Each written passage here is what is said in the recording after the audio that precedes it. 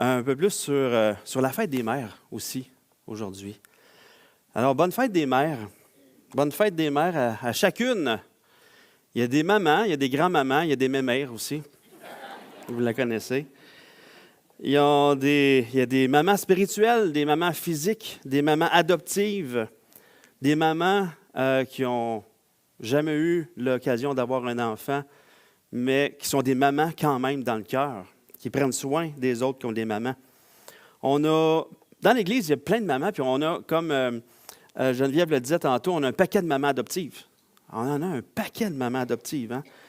Quand on vit quelque chose, il y a une maman adoptive qui nous arrive avec un pain de viande ou des corodates.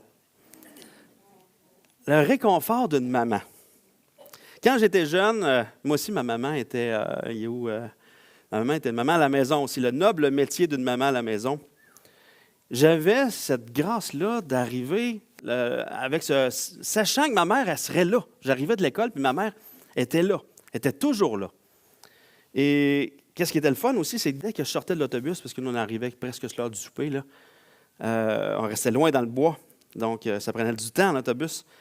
Dès que je sortais de l'autobus, je sentais que j'arrivais à deviner qu'est-ce qu'on allait manger pour souper.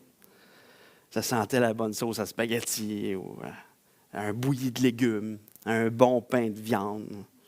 2 fois, j'en parle.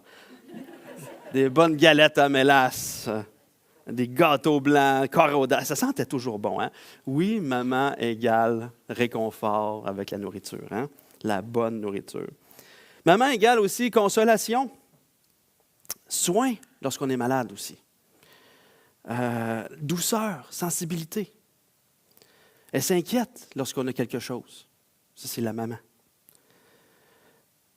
Il y a beaucoup de caractéristiques qu'on retrouve chez Dieu, qu'on retrouve chez les mamans. C'est normal. Hein? Elles aussi, elles sont créées à l'image de Dieu. Hein? On est tous créés à l'image de Dieu. Et il y a des caractéristiques dans le cœur des mamans que Dieu a parfaitement.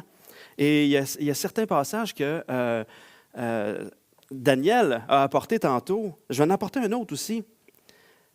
On voit Dieu dans l'Ancien Testament qui se compare à une mère. Dans Ésaïe 66, versets 12 et 13, il est écrit « En effet, voici ce que dit l'Éternel. Je dirigerai la paix vers elle comme un fleuve, et la gloire des nations comme un torrent qui déborde. Et vous serez allaités, portés sur les bras et caressés sur les genoux. Tout comme un homme est consolé par sa mère, je vous consolerai moi-même. Et vous recevrez la consolation dans Jérusalem. » Hein? Cette image-là de quelqu'un qui est sur les genoux de sa maman, qui est flatté, qui est caressé, qui est pris soin, qui est consolé. Dieu a ce caractère-là.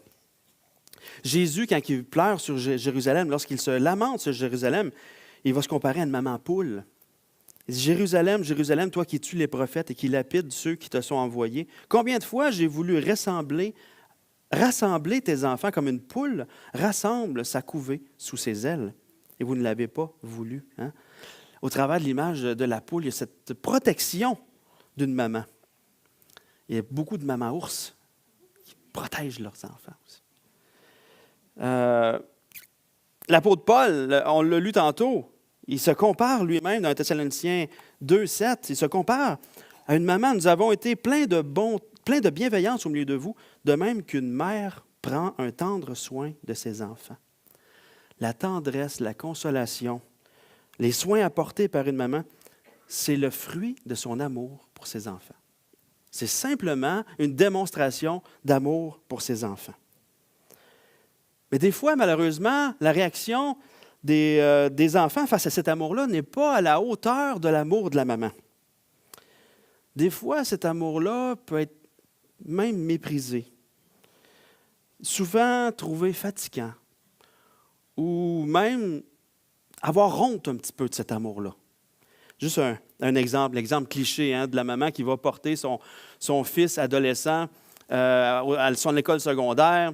Et là, lui, il sort de la voiture et il s'en va rejoindre ses amis. Et là, la maman fait un petit bout, elle arrête, elle pèse la fenêtre, elle dit « Hey, je t'aime, mon petit minou! Tu regarderas dans ton lunch, je t'ai laissé une surprise. » Et là, lui est là devant ses amis, puis ses amis, là, « Petit minou! » L'ado a un petit peu honte. Mais dans le fond, finalement, tous ses amis qui ont ri de lui auraient espéré aussi que leur maman les dise « Je t'aime » comme ça, puis qu'ils mettent une petite surprise dans leur lunch. Hein. Des fois, l'amour d'une maman est méprisé parce qu'il est pris pour acquis. Mais en même temps, on a raison de prendre ça pour acquis. Mais on n'a pas raison de prendre ça pour acquis. Mais c'est pris pour acquis parce que c'est un amour inconditionnel. L'amour d'une maman pour son enfant est un amour inconditionnel. On n'a pas raison de prendre ça pour acquis, mais c'est là. C'est là, puis on y fait confiance. Et des fois, malheureusement, quand on prend ça pour acquis, on se dit « Ah, c'est pas grave si je lui rends pas cet amour-là. Elle va m'aimer de toute façon. C'est pas grave si des fois je vais lui répondre sec. Elle va m'aimer de toute façon. C'est pas grave si je ne l'écoute pas. Elle va m'aimer de toute façon. » Et des agissements comme ça, malheureusement, blessent le cœur d'une maman. Et aujourd'hui, c'est exactement ce qu'on va voir ensemble au travers du passage de ce matin dans 2 Corinthiens. On continue notre série. 2 Corinthiens 12, versets 11 à 21. On voit que Paul a cet amour pour les Corinthiens, un amour qui s'est complètement sacrifié pour eux. Il y a un amour comme celui d'une maman envers ses enfants. Un amour qui le pousse à se donner complètement puis à dépenser pour eux. Mais malheureusement, cet amour-là, qui est récent pour les Corinthiens, ne lui est pas rendu. Cet amour-là est même méprisé. Et on dirait que les Corinthiens ont honte de Paul. Le cœur de Paul est blessé, mais il continue de les aimer parce qu'il est récent pour les Corinthiens cet amour inconditionnel-là. Donc, on va voir au travers du passage de ce matin que l'amour que Paul a pour les Corinthiens, c'est un reflet de l'amour que Jésus a pour l'Église de Corinthe. C'est un reflet aussi de l'amour que Jésus a pour l'Église. Et c'est en même temps un rappel de cet amour qu'on est appelé à manifester les uns envers les autres. Donc, c'est ce qu'on va toucher à ce matin. Donc, on continue notre série sur 2 Corinthiens qu'on a appelé « La force dans la faiblesse ». Et ce matin, donc, c'est l'avant-dernier message aujourd'hui. Dans 2 semaines, là, on va avoir fini 2 Corinthiens. Mais qu'est-ce qu'on va devenir? Avant d'aller plus loin, j'aimerais qu'on prie ensemble. Seigneur Jésus, merci parce que tu es celui qui nous aime tant. Tu es aussi celui qui nous console quand on vit une peine, un deuil. Tu es celui qui, en plus, nous remplit. Nous remplit. Et cet amour-là que tu as pour l'Église, tu l'as versé en nous. Seigneur, je te prie de nous amener à le saisir aujourd'hui, à le comprendre de mieux en mieux. Et je te prie d'enlever les obstacles dans nos cœurs qui nous amènent, qui t'empêchent, toi, de nous aimer les uns les autres, de ton amour, Seigneur. Merci pour ce que tu vas faire et donne-nous vraiment d'être touchés par ta parole aujourd'hui, Seigneur. Amen. Lorsqu'on voit Paul, lorsqu'on survole la vie de Paul dans les actes, dans les différentes épîtres qu'il a écrites, on peut monter une grande liste de mots qui va pour le qualifier, pour le décrire. Il était un homme brillant. Il apportait de grandes vérités concernant la doctrine de l'Évangile. Il était profond dans sa démonstration de sa connaissance de l'Évangile. Il était un homme de caractère. Il ne faisait aucun compromis avec le péché dans sa vie. Et aussi, il disait toujours la vérité, peu importe la personne qui se trouve devant lui. Mais une grande caractéristique qu'il avait, c'est que c'était un homme qui aimait, qui était amoureux de l'Église. Autant avant de rencontrer Jésus, il y avait un zèle pour détruire, il y avait un zèle démoniaque pour scraper l'Église. Autant après sa rencontre avec Jésus, il y avait un amour divin qui s'est développé. Et il aimait l'Église, il voulait la protéger, il voulait en prendre soin. Paul aimait toutes les églises, mais les manifestations de son amour pour l'Église, les plus grandes, c'est au travers de l'épître aux Corinthiens, au travers de l'Église de Corinthe. Il a démontré son amour tellement grand pour l'Église parce qu'il connaissait leurs péchés, il connaissait leurs faiblesses, il connaissait leurs combats. Et bien que les Corinthiens dénigraient Paul, le méprisaient, Paul continuait de les aimer, comme une maman qui donne le meilleur d'elle-même pour ses enfants. Donc, on va voir au travers du texte plusieurs évidences de l'amour que Paul a envers l'Église qui pointent directement vers Jésus, qui aime l'Église, de Corinthe. Et on va voir, là, on est dans le dernier bout de droite, si on peut dire, de l'Épître de 2 Corinthiens. On a vu dans les derniers messages, 3 messages jusqu'à Paul, on voit qu'il se défend, Paul a tout donné dans les derniers passages. Paul a tout donné à partir du chapitre 11 jusqu'au chapitre 12, verset 10. Paul a tout donné. Et là, il y a un changement de ton. Là, c'est comme s'il atterrit. Là, c'est comme s'il rouvre son cœur. Là, il retombe dans une sensibilité. Il va parler avec tout son cœur à l'Église de Corinthe. Il va s'ouvrir le cœur. Donc, on va lire ensemble le verset 11. « J'ai été fou en me vantant ainsi, mais vous m'y avez contraint. C'est par vous que j'aurais dû être recommandé, car je n'ai en rien été inférieur à ces super apôtres, bien que je ne sois rien. » Donc, Paul vient de se vanter. Hein? On voit qu'il s'est vanté. En fait, il voyait à quel point les gens de l'Église de Corinthe, les chrétiens de l'Église de Corinthe, étaient vraiment hypnotisés par ces faux enseignants-là. Comme un charmeur de serpent peut hypnotiser un cobra. Hein? Il était comme ça. Et Paul voulait leur redonner la vue. Donc, il a utilisé l'humour, il a utilisé le sarcasme, il a utilisé l'autodérision, il a utilisé la vantardise, mais une vantardise, si on peut dire, inverse. Hein, parce que les faux docteurs se vantaient de tout ce qui était. Lui, il s'est dit, vous se vantez eux autres, moi aussi je vais me vanter. Mais Paul ne voulait pas se mettre lui-même en évidence. Il voulait mettre Jésus en évidence. Donc, oui, il est contraint de parler de lui. Et c'est ce que Paul dit, vous m'y avez contraint. Vous m'avez poussé à me vanter. Mais on a vu tout le long qu'il s'est vanté de ses faiblesses. Parce qu'il voulait parler de Jésus et il voulait mettre en évidence la puissance de Jésus. Mais même s'il a utilisé tout ça, l'humour, le sarcasme, l'autodérision, Paul est blessé. Paul est complètement blessé. Parce qu'il n'aurait pas dû avoir à se défendre. Il n'aurait pas dû. Les Corinthiens, suite à ce que les faux docteurs disaient des mauvaises choses sur lui, regardez, il n'est même pas capable, il n'est même pas éloquent quand il prêche, il est tout petit, c'est un petit pas beau. Regardez, il faut être éloquent, il faut être beau, il faut être grand, il faut être fort. Lui, il n'y a rien de ça. Regardez à quel point il souffre, à quel point il est misérable. Et c'est lui que vous suivez. Voyons donc, son message ne peut pas être puissant parce que lui, il est impuissant. Donc, les Corinthiens ont dû même avoir honte de lui et ils ne l'ont même pas défendu devant les faux docteurs. Donc, Paul a dû se sentir rejeté. Mais Paul a démontré qu'il était en rien inférieur à ces faux docteurs-là.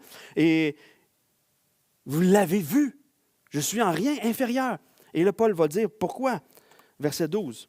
« Les marques de mon ministère d'apôtre ont été produites au milieu de vous par une persévérance à toute épreuve, par des signes, des prodiges et des miracles. » Toutes des choses qui démontrent que Paul est un vrai apôtre. C'est des choses que les gens ont vues de lui. Ils n'ont pas juste entendu parler que Paul était comme ça. Ils l'ont vu de lui. Paul a été 18 mois avec eux à faire toutes sortes de choses comme ça. Ils ont vu des signes, des prodiges, des miracles, mais ils ont surtout vu aussi sa persévérance. La persévérance que Paul a eue malgré toutes les difficultés. Toutes des choses que les faux apôtres n'ont pas fait et n'ont pas en eux-mêmes. À la première difficulté, il aurait dû certainement se sauver. Mais même dans le fait que Paul est en train de leur écrire pour démontrer qu'il les aime à un point tel. Daniel, tu irais-tu chercher un verre d'eau, s'il te plaît? Merci. Merci, Daniel, que j'aime beaucoup. Ouais. Qui ne dépasse pas le verre, s'il te plaît. Donc, le fait qu'il est en train d'écrire cette lettre-là démontre encore son amour. « Hey, je veux vous ramener, à vous ouvrir les yeux. » Mais malgré tout ça, certains Corinthiens continuent de le mépriser. Et une grande raison...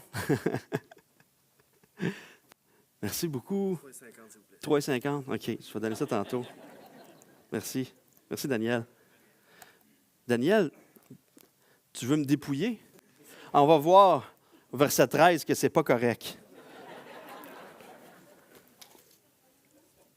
Merci, Daniel.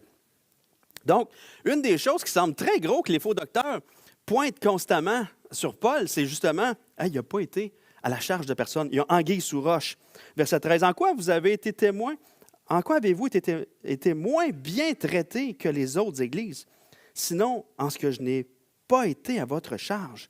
Pardonnez-moi cette injustice. Un petit dernier relent de sarcasme de la part de Paul. Mais c'est quand même, dans tout le passage qu'on vient de voir, c'est quand même la seule chose, le seul reproche qu'il apporte à Paul. Ce que vous me reprochez, c'est de ne pas vous avoir dépouillé. C'est de ne pas avoir pris vos biens. C'est de ne pas vous avoir exploité. C'est la seule chose que je peux être inférieur à ces super apôtres-là. Je n'ai pas été un poids financier pour vous. Si tu crois que je suis inférieur à cause de ça, bien, je suis pleinement coupable. Tu sais? Mais on voit que Paul a quand même reçu de l'aide financière des autres églises pour aider. Il a travaillé de ses mains aussi, mais il a reçu aussi, il a dépouillé d'autres églises pour eux. On l'a vu dans d'autres passages, dans 2 Corinthiens. Mais Paul, non seulement il ne voulait pas être à charge financièrement, mais il ne voulait pas non plus entrer dans cette boucle d'orgueil que les Corinthiens avaient de « moi, j'ai le meilleur enseignant parce que je paye plus que n'importe qui pour cet enseignement-là ». Donc, Paul ne voulait pas entrer dans cette compétition-là non plus d'orgueil. Il disait « moi, je ne vous charge rien, je ne rentrerai pas là-dedans ». Est-ce que Paul était injuste envers les Corinthiens? Est-ce que Paul, si c'était à refaire, si c'était à recommencer, est-ce qu'il aurait chargé? Il aurait chargé pour les enseigner? On va voir le verset 14. « Voici que pour la 3e fois, je suis prêt à aller chez vous, et je ne serai pas à votre charge. Car ce ne sont pas vos biens que je recherche, c'est vous-même. En effet, ce n'est pas aux enfants de faire des réserves pour leurs parents, mais aux parents pour leurs enfants. »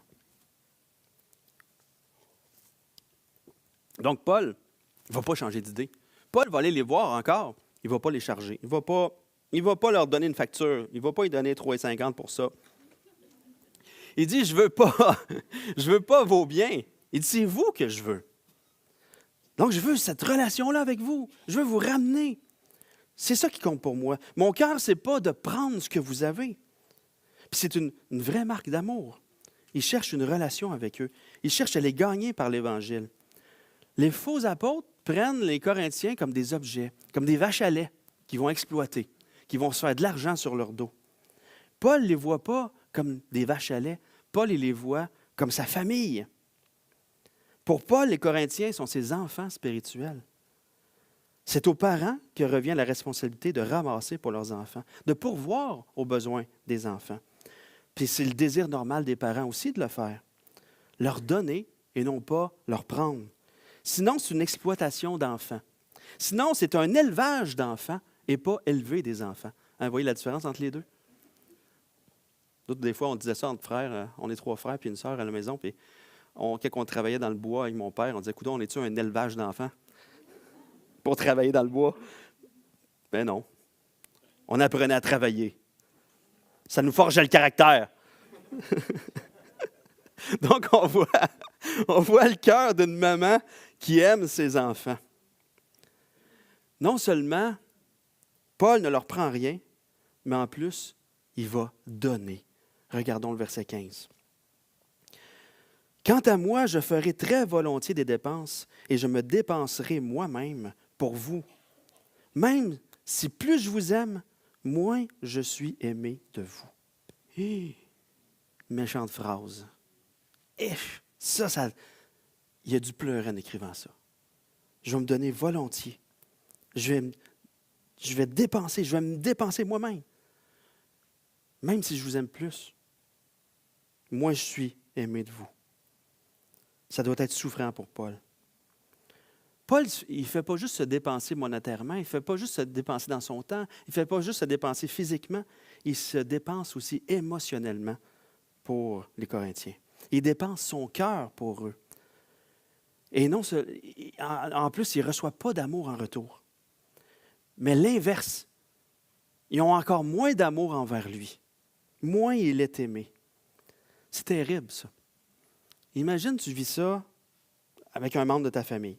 Ton enfant, ton époux, ton épouse. tes parents, tes beaux-fils, belles-filles, plus tu leur démontres de l'amour, plus tu es méprisé. Hey, ça doit être dur. Puis même l'amour que tu leur démontres, ben, c'est pris contre toi par la suite, c'est retenu contre toi. Ou bien tu donnes, puis l'autre reste de glace devant toute l'affection, l'amour que tu lui donnes. Tu reçois de l'indifférence. Hey, c'est terrible, ça. C'est ce que Paul vit. Notre réaction première, là, humainement parlant, ce serait quoi? Espèce d'ingrat! Mange-du, hein? Tu ne mérites pas toutes mes attentions? Tu ne mérites pas tout mon amour? Ou bien, on continuerait à apporter des gestes d'amour, mais en grichant des dents. Tu sais? Mais Paul dit qu'il, lui, il va se dépenser volontiers. Je ferai très volontiers des dépenses. Voyons donc. On voit que l'amour que Paul ressent pour Corinthe, c'est un amour qui est surnaturel. C'est complètement surnaturel. Je les aime, je me dépense complètement, entièrement, puis même encore moins. Mais je le fais volontiers. Voyons donc, Paul, t'es-tu fou? Ben non, Paul n'est pas fou. Paul est animé de l'amour de Jésus pour les Corinthiens. Et on voit ça dans Corinthiens 5, 2 Corinthiens 5, versets 14 et 15, où qu'on a déjà vu, il dit, c'est que l'amour de Christ nous presse. Parce que nous sommes convaincus que si un seul est mort pour tous, tous donc sont morts. Et s'il est mort pour tous, c'était afin que ceux qui vivent ne vivent plus pour eux-mêmes, mais pour celui qui est mort et ressuscité pour eux. Donc, Paul est animé de l'amour que Christ a pour lui. Il sait que Christ l'aime tellement. Il est mort, Paul est mort à lui-même pour vivre maintenant pour Jésus, par Jésus. Étant mort à lui-même, il laisse complètement le caractère de Jésus le transformer, l'habiter, l'animer pour aimer les Corinthiens. Laisser Jésus aimer les Corinthiens au travers de lui. Paul est tout simplement en train de vivre cet amour-là divin pour eux. Et lorsqu'on fait du bien à une autre personne, continuons de laisser Jésus aimer l'autre personne au travers de nous. Même si des fois on peut être tenté de dire OK, il ne le mérite pas. Est-ce que nous, on méritait l'amour de Jésus? Jamais. Jamais. Donc, on peut méditer sur l'amour de Christ pour nous. Et on peut être rempli de cet amour que Jésus a pour l'autre. Et cet amour-là qu'on a pour Jésus et qu'il a pour nous déborde sur l'autre. Qu'est-ce qui est le plus important? Recevoir en retour ou démontrer que Jésus est vivant au travers de l'amour qu'on lui donne pour qu'il puisse, encore une fois, avoir l'occasion de rencontrer Jésus. Qu'est-ce qui est le mieux? Si Jésus transforme son cœur, on va l'avoir en retour. Mais on donne par amour, pas nécessairement pour recevoir. Donc, Paul aime les Corinthiens de l'amour de Jésus et ça pointe directement vers l'amour de Jésus. Paul s'est dépensé. Il n'a pas été à leur charge. Il s'est mis de côté. Il s'est donné complètement, transformé par l'amour de Jésus. Mais tout ça est bien beau. Les faux apôtres soupçonnent qu'il y a anguille sous roche. Ils continuent, ils ne lâchent pas le morceau sur le fait que, mais il ne charge rien, il doit y avoir quelque chose. Le Paul continue, versets 16 à 18. Soit, je n'ai pas été à votre charge, mais fourbe comme je suis, je vous aurais pris par ruse. Vous ai-je exploité par l'un de ceux que je vous ai envoyés? J'ai encouragé Tite à aller chez vous, et avec lui, j'ai envoyé le frère, comme on voit dans 2 Corinthiens 8 et 9, là, lors de la collecte. Et Paul va parler de la collecte, et justement, il va parler de ce frère-là, qu'on ne connaît pas le nom, qui est envoyé par Tite. Est-ce que Tite a exigé quelque chose de vous? N'avons-nous pas marché dans le même esprit, sur les mêmes traces? Est-ce que Paul a fait une fourberie en chargeant rien pour ensuite s'en servir comme levier pour faire une grosse récolte d'argent? C'est probablement ce que les super apôtres insinuaient. Ils ne chargent rien, il y a anguille sous roche.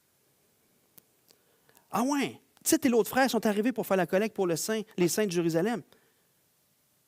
Est-ce que les faux docteurs étaient en train d'insinuer que Paul allait piger là-dedans? Allait faire un détournement de fonds? Finalement, c'était pour se construire un beau condo en banlieue de Jérusalem. Finalement, c'était un guet-apens.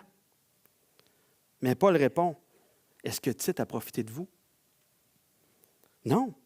On a tout fait de la même manière. Lui-même, quand il est allé chez vous, il n'a rien chargé pour lui, ses besoins. Oui, il a fait une récolte pour les chrétiens de Jérusalem qui étaient en difficulté, mais ça va aller directement à eux. On a marché dans le même esprit, le même cœur. On a les mêmes intentions, le même caractère, les mêmes priorités. Il y a tellement d'évidence que je ne vous ai pas pris par ruse. Ce n'était pas pour m'en servir comme levier. Et il continue. Vous vous imaginez depuis longtemps que nous cherchons à nous justifier devant vous. C'est devant Dieu, en Christ, que nous parlons. Et tout cela, bien-aimés, pour votre édification.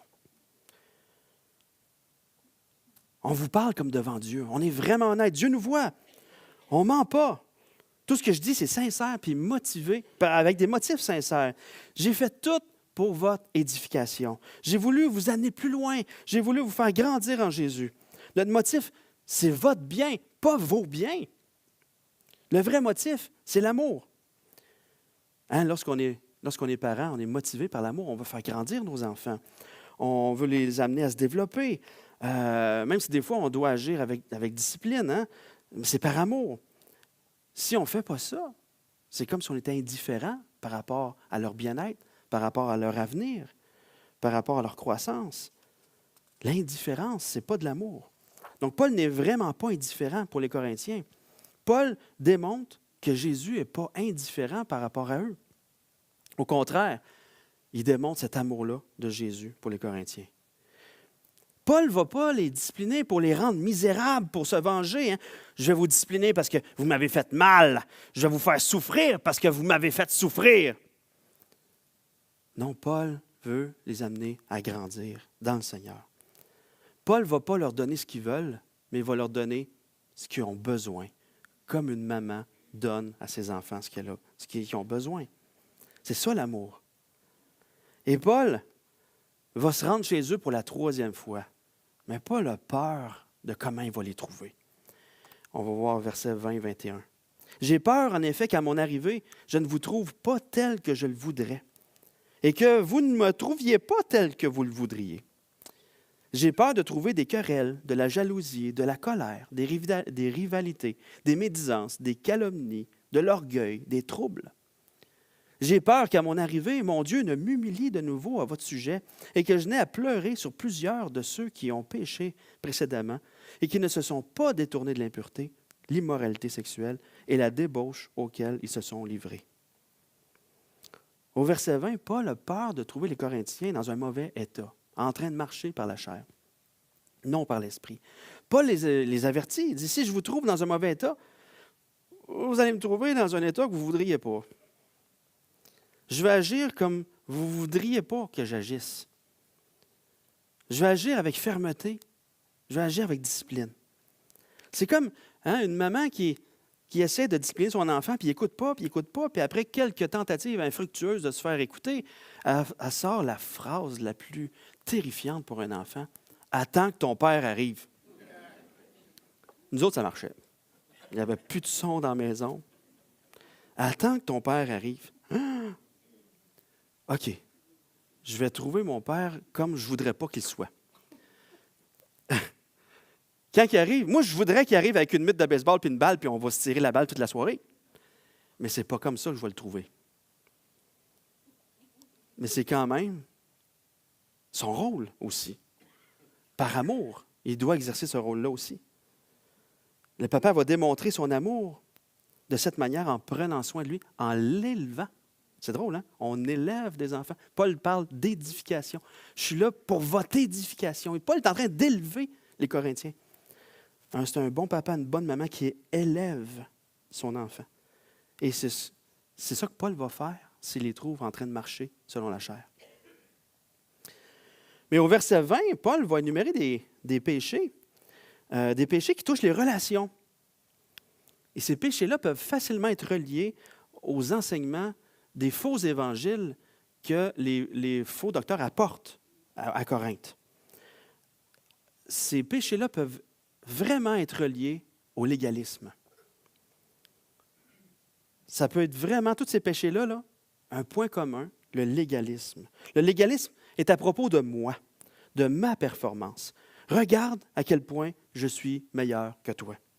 Regarde comme moi, je m'implique dans l'Église.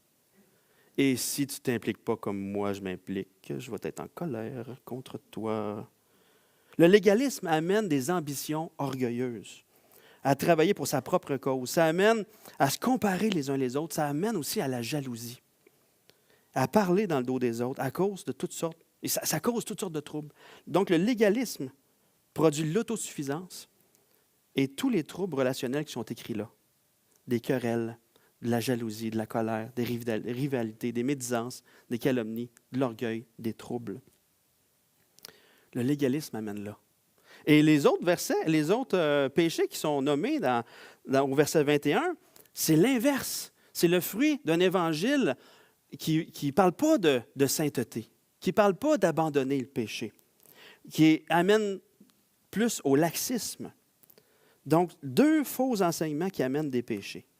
Donc, c'est tolérer le péché dans notre vie, ne pas se repentir de péché, d'immoralité sexuelle, des choses qui peuvent être cachées ou bien à la vue de tous, comme on voit dans 1 Corinthiens 5, où ce que Paul relève ce péché-là où il y avait un cas d'inceste dans l'Église. Hein, il y avait quelqu'un qui couchait avec la femme de son père, puis c'est connu de tous. Paul a repris ce péché-là. Donc, le laxisme, c'est l'inverse. Donc, Paul a peur de trouver ces péchés-là quand il va arriver dans l'Église. Il est en train de dire, j'espère que lorsque je vais arriver chez vous, là, vous n'allez pas me faire honte devant Dieu. Là. Hein, tu sais, comme on sort avec nos parents, puis on fait honte à nos parents. Là. Tu me fais honte. Vous n'allez pas me faire honte devant Dieu.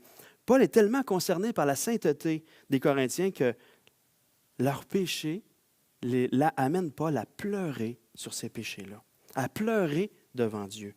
Paul souffre, il est peiné par eux. Il veut qu'ils se repentent. Il veut leur bien-être. Et leur bien-être, c'est de marcher avec Jésus. Il les aime tellement qu'ils pleurent sur leurs péchés. L'amour n'ignore pas le péché d'un frère ou d'une sœur. L'amour pousse un frère ou une sœur à tout faire pour gagner l'autre quand il pêche. Donc, la manière dont Paul aime l'Église de Corinthe, c'est vraiment une belle démonstration de l'amour de notre Seigneur Jésus-Christ envers l'Église, envers nous. Paul aime l'Église d'un amour surnaturel.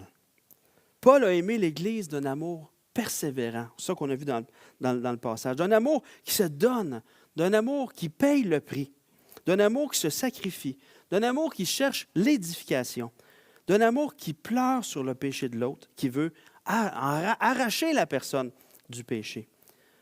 L'amour de Paul pour les Corinthiens, c'est tout simplement la démonstration de l'amour de Jésus pour l'Église. Il s'est donné complètement pour nous sauver. Jésus s'est sacrifié pour nous. Il a donné sa vie pour le pardon de nos péchés.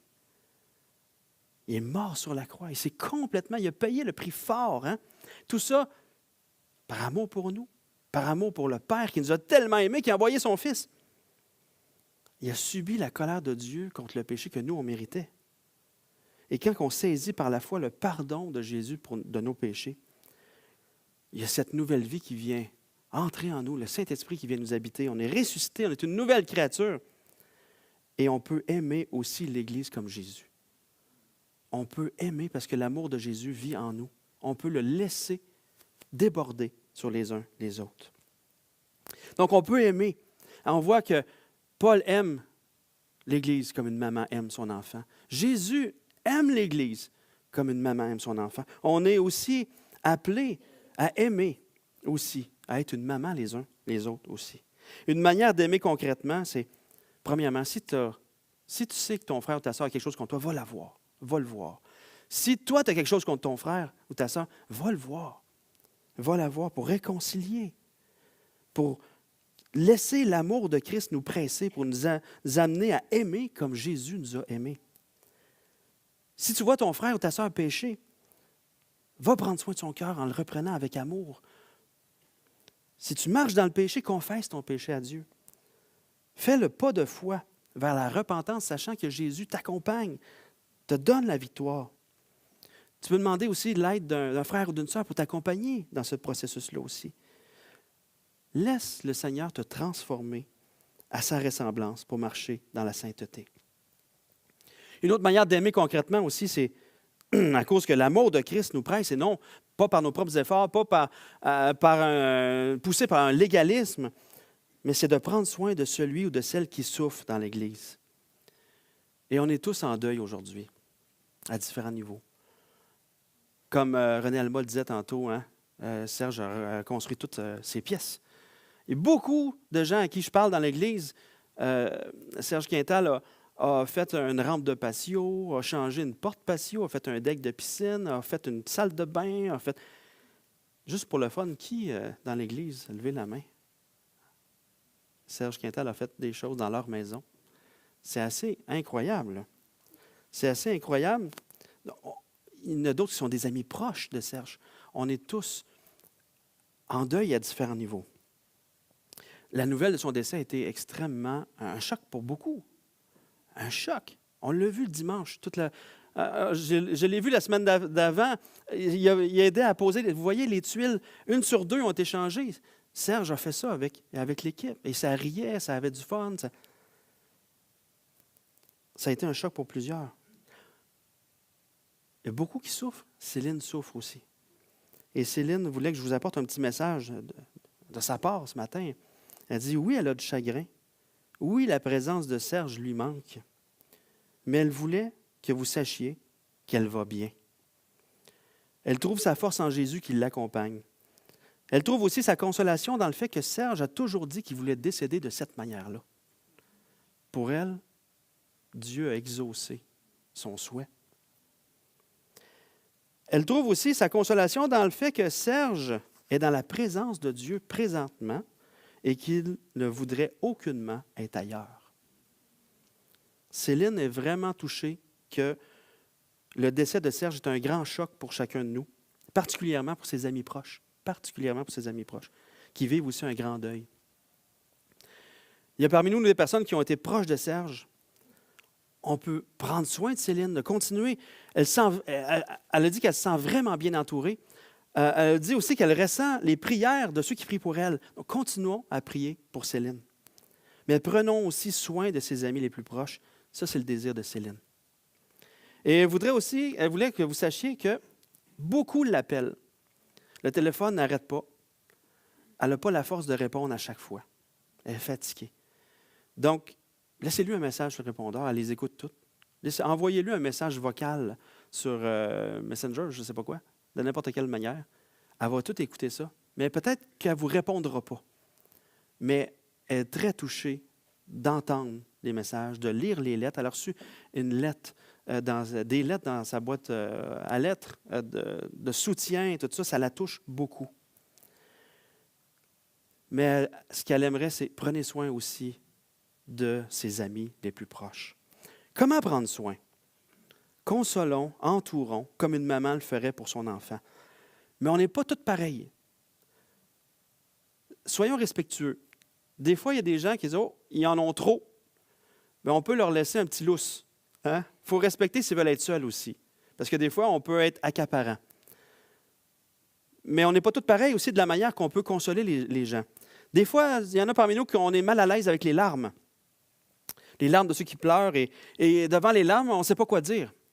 Et souvent, quand on ne sait pas quoi dire puis qu'on parle, on dit des niaiseries. Hein? Donc, soyons juste cette épaule-là sur laquelle ils vont pouvoir pleurer. Cette oreille-là dans laquelle ils vont pouvoir se confier. Soyons juste ces bras-là qui font faire un câlin. Si tu es mal à l'aise avec les câlins, mais que tu fais une boy de bonne tarte aux pommes. Fais-la ta tarte aux pommes. Va la porter chez Céline. Cogne à la porte, laisse ça sur le perron, va-t'en. Même chose, va faire ça avec ses amis. Va porter des corrodates à ses amis. Un pain de viande. Toutes des choses qui démontrent l'amour de Jésus. Toutes des choses que les gens qui souffrent vont se sentir aimés, vont se sentir entourés. Dans ces situations-là, on devient les bras, les mains, la bouche de Jésus qui veut aimer au travers de nous. Donc, on peut se donner les uns les autres comme ça. Et ne soyons pas mal à l'aise. Parce que souvent, quand je vais inviter l'équipe de célébration à s'avancer, un coup, je suis parti sur le deuil, je suis parti. Mais soyons pas mal à l'aise quand Céline va revenir. Ça va être quelque chose pour Céline, là, de rentrer puis de voir tous les regards la regarder. Mais ne faisons pas comme si rien n'était. Ça, c'est terrible. Elle souffre. Et des fois, même si on est à l'intérieur d'une foule, on peut se sentir extrêmement seul. Allons la voir, serrons-la dans nos bras, disons-lui qu'on l'aime. Faisons juste passer puis lui mettre la main sur l'épaule. Faisons ce qu'on est à l'aise.